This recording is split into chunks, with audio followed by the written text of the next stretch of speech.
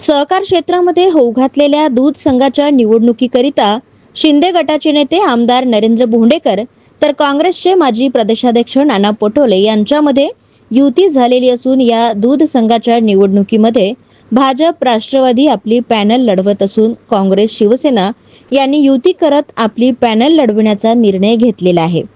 तर आतापर्यंत दूध संघ काँग्रेसच्या हातामध्ये होता, मात्र या निवडणुकीला काँग्रेस सोबत नव्याने युती करत शिवसेनेने सुद्धा या दूध संघाच्या निवडणुकीमध्ये एंट्री घेतलेली आहे। तर सहकार क्षेत्रामध्ये भंडारा जिल्ह्यात राष्ट्रवादीचा दबदबा असला तरीही या दबदब्याला कुठेतरी मोडकीस आणण्याकरिता ही युती झाली असावी असं मत व्यक्त केलं जात आहे। तर कुठेतरी भंडारा जिल्ह्यात वर्चस्व वाढत असलेले परिणय फुके यांना मात देण्यासाठी ही युती करण्यात आली असे चित्र दिसून येत आहे। राजकीय सिंबॉल वापरला जात नाही, पक्षाचा सिंबॉल वापरला जात नाही। आम्ही तिघही जण खासदार असतील, आमचे भंडाऱ्याचे आमदार भोंडेकर असतील, मी असेल, आम्ही तिघही या जिल्ह्याच्या दूध संघाला वाचवण्यासाठी आम्ही एकत्रित आलेलो आहोत। कारण की विदर्भामध्ये एकमेव दूध संघ आहे की त्या दूध संघ त्याला दूध आहे, दूध उत्पादक मोठ्या प्रमाणात आहे। या जिल्ह्याचे सरकार महर्षी स्वर्गीय यादवराव पडोळेजी यांनी महंत प्रयत्नांनी कष्टांनी हा दूध संघ उभा केला, पण हा दूध संघ जिवंत राहिला नाही पाहिजे, हा दूध संघ संपला पाहिजे अशा प्रयत्न करणाऱ्या काही दुष्ट मानसिकतेचे लोक या दूध संघामध्ये वारंवार येण्याचा प्रयत्न करतात आणि त्यामधून हा दूध संघ संपवायचा आणि सगळ्या प्रायव्हेटला हे दूध शेतकऱ्यांनी विकावा आणि तो कमी दरात विकावा आणि मोनोपॉली चालावी असा प्रयत्न ते करतात आहेत।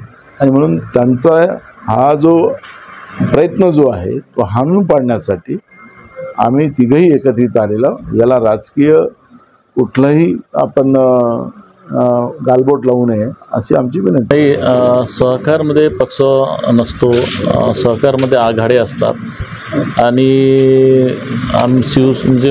आम्ही पहिल्यांदा सहकारमध्ये भाग घेतोय आणि सहकारमध्ये आघाडी ही फक्त विकासासाठी असतात।